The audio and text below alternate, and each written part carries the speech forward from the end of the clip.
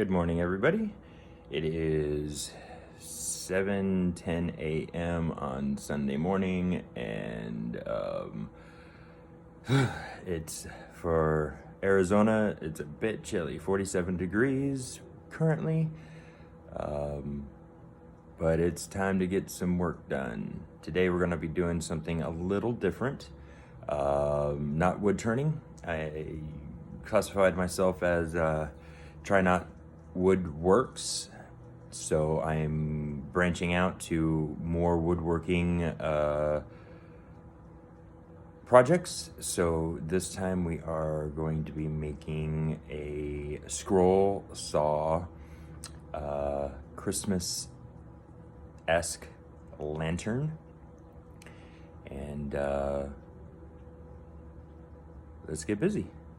Let me set up and we'll get you going. So this is the pattern that I'm using for my lantern.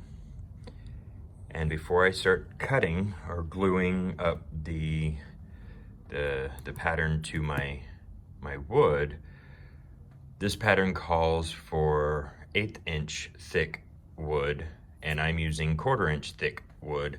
So I had to go in and extend everything by 1/8 inch, so they all, or cut away 1/8 inch, so everything fits together, the holes where everything's going to end up sitting. So always bear that in mind when you're working, especially scroll saw work. It needs to be super precise, so it fits together, because usually you don't have enough wood for nails or brads or anything like that. So it's all wood glue and good seams to and joints. So make sure you do that very precisely. All right, next step is glue and tape. Okay, I got everything glued up to my wood. So I use Super 77 spray adhesive. Spray the back, give it a chance to tacky up a little bit, and then put it on. And make sure that when you put it on, there are no bubbles or anything. Now these are single, so they're single pane, single piece of wood, and I'm using 1/4 inch Baltic birch ply. So these guys are pretty much by themselves, and because it's straight lines on these and straight flat, there's only the 2 little cutouts here. I'm going to actually cut these 2 out on the bandsaw, and then I will cut these out on the scroll saw. Okay, I don't necessarily have to extend these, because these are just tabs that go in for the handle. I probably will, just to make sure that they have enough purchase in case people pick it up by the handle.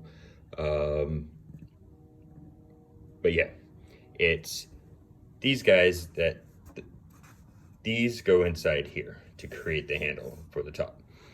Now, everything on this panel is what's going to be doing we're going to be doing a double stack, or the stacking method. And so that just basically means that I'm using 1/8 inch, and I'm going to be using 2 of them, and we're going to be taping these together so they're nice and flat and strong, and then we'll cut them out. That way there's 2 of these and 2 of these and 2 of these and 4 of these, and that's going to be the main body of it. Okay, so I'm going to get those taped up and I'll show you where we're at. Okay, so now that you got everything rough cut out to a more workable shape, so I've got everything kind of cut out and ready to go, it's time to start drilling the holes.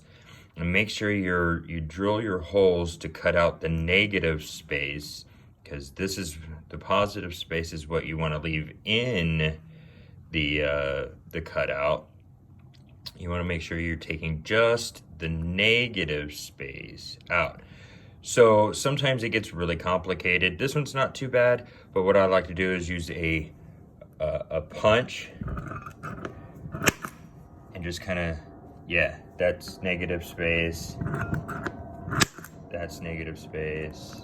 Negative, negative. And it kind of gives me a pilot hole of, okay, this is where I'm going to drill my holes. Because I don't want to drill this, because then I'm going to be cutting this out, and that's not good. So, like, this one where it gets a little bit more complicated, these are, sure, easy. Now it's getting a little more complicated. So this is the positive space, this is your negative space, and this hole will get all this out, that will get that little bit out, that little bit out, because you start cutting into this positive space where it attaches to the frame, you're going to lose your design. So this will get this little piece out. So really pay attention to what you're doing at this point. A lot of prep work goes into scroll saw work. So, but the end result is great. All right, as soon as I get these drilled out, then I will come back. Okay, sorry for the jiggliness. This is my scroll saw. Sorry if the light is in the way, and need to make sure there's plenty of lighting. You need to be able to see your lines, okay? It's a Harbor Freight. It's not the greatest, but I'm gonna use the candy cane one first. Got the holes drilled out. Now I'm using a spiral cut blade, which means it's a blade that spirals, and you can cut in any directions instead of using a straight blade, which only cuts straight like a regular saw. Problem with this is they're pinned. See the pin right there? So the blade is only so thick, but the pin makes it so much bigger, and when you're working on intricate holes, now I have to drill that hole so much bigger. And I found the last time I did this, when, like, it's not so bad with like these big cutouts, but like that but like the snowflake one, trying to get this into these little areas, it's impossible. I end up ruining it, and it's not good. Now the straight regular blade gives you a better cut. You don't have to do as much sanding. You get that nice crisp edge and corners. I'm willing to sacrifice that at this point until I upgrade my Harbor Freight to the DeWalt or equivalent. So what you do is you want to make your small cuts first, then your big cuts, and then you want to cut the outside, because by the time you get to the outside, the thing, your piece is going to be very flimsy, and you don't want to break anything. So if you do the small cuts first and then take out your larger outside, the stress on the inside isn't as bad. And remember, scroll saw work is all about patience. It's not a fast activity. Take your time. You get tired, you stop. You want to make sure your scroll saw is at the right height. Your chair is the right height. In fact, once I did this, I realized that I should have had it canted just a little bit up. So it does, the bed does not have to be flat or parallel to the ground. You could actually have it up. It's still flat, and then you're cutting like this, and you get a little bit, it's a little easier to see. It's easier on yourself than having to, oh, I gotta look way over here to see my lines and stuff like that. So I'm gonna readjust this table that I got, and then put a back on it so it's actually angled up. So what you do is you find the spot that you want, find the corresponding hole, take your blade and stick it through the hole. And your drill bit, you want the smallest drill bit that will allow your blade to go into the hole, especially on these really intricate designs. The ones that aren't so intricate, you can go a little bigger and it's okay. Now for the spiral blade, I have to use this adapter. It's a big pain in the butt, but it's what I've got, so I'm getting proficient at it. It's just, again, it's not a fast transition. This is an air hose that comes down to over here. You probably can't see it much, but it helps blow the dust away from your lines, so you can see your lines. Tighten up. You want to tighten, give the blade some tension. And when it sounds kind of like a guitar string, you know you're good. Too much tension, it'll break the blade. Not enough, it'll bend the blade, because the blade goes up and down like so, and it'll, when it comes into contact with the wood, it'll pinch it, and then it'll bend it, and then it breaks. And it's not fun when it breaks. Now down here I have, the machine is on, but I have a foot pedal that allows it to start and stop. Eventually I'm gonna get the foot pedal, once I upgrade to probably the DeWalt. It's a much bigger, it's a 20-inch base, and it's just a much nicer machine. When I do that, then I'm gonna get the, it's like a sewing machine pedal, so you control how fast the blade goes, not just to start and stop. This is more like an emergency start, stop, but instead of me having to take my hands off the piece to stop I can hit the button and hit it with just my foot. So it's a little safer, it's a little more convenient. Once you get used to it, it's just using your foot to start and stop it. But again, once I upgrade, then it'll be like that sewing machine where you press it and it'll go faster and slower, and sometimes you want to have that real slow speed to get right up to a corner, then stop it, then flip the piece, and then come back around. All right, enough jibber jabber, let's start cutting.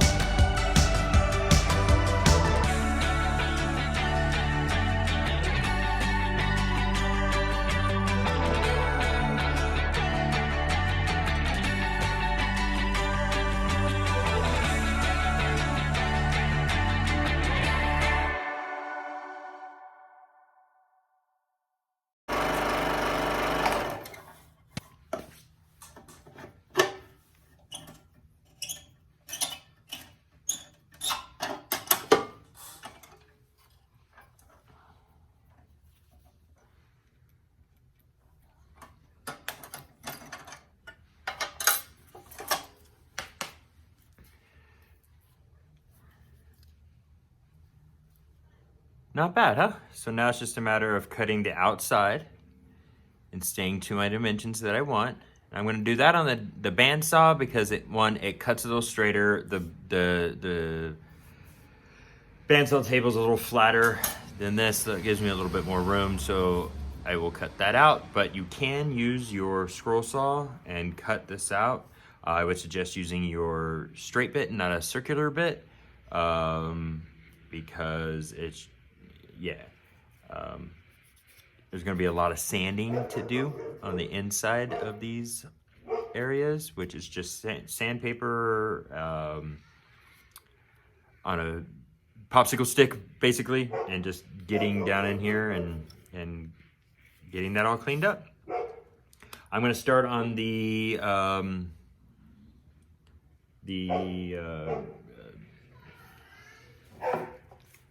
this one, and I will pick it back up when this one's all finished. All right.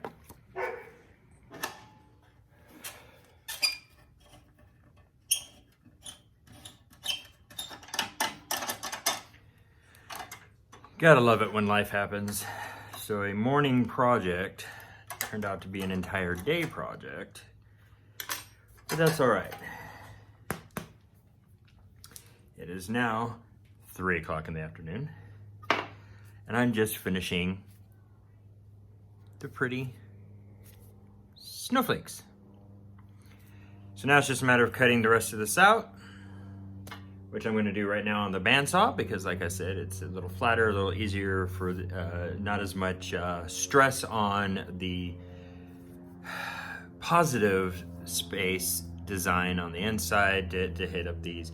And I just have to remember to follow my pencil lines with the extensions for that. Once that's done, then it'll be on to cutting that out and these out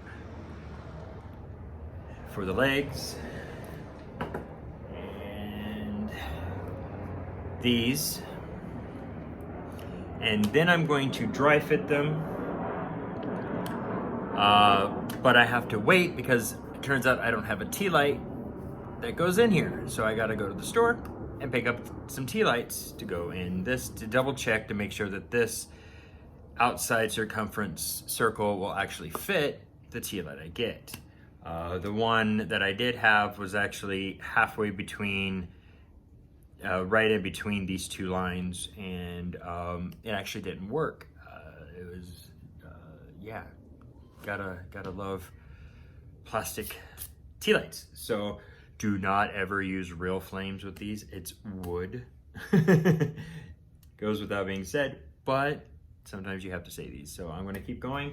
I'll come back when everything is cut out, and I'll show you all the parts, and then we'll kind of dry fit them together, and then I'll come back when I got the tea light and we'll glue it up and finish it together. All right? All right, here's the dry fit. I had to do a little bit of, because I used thicker wood, I had to cut the notches all the way back, but those are gonna, my mistake will be hidden with the cover plate because I'm gonna recut this piece to actually cover all of that instead of just a little bit like it's supposed to. So just a little design modification, and then I'll put that on there, and then these go in here for the handle. And then a dowel goes across, and it was the same thing for the underside because this side and this side are the same. So it's just little things that you come across when doing a design change on the fly. That's all right. Came out really good. Now it's just time to get all the paper that's still glued. Mineral spirits. Mineral spirits work super well. Take just a little bit on a paper towel, just rub it on there, let it sit for a couple of minutes, and it just peels right off. Just regular old mineral spirits.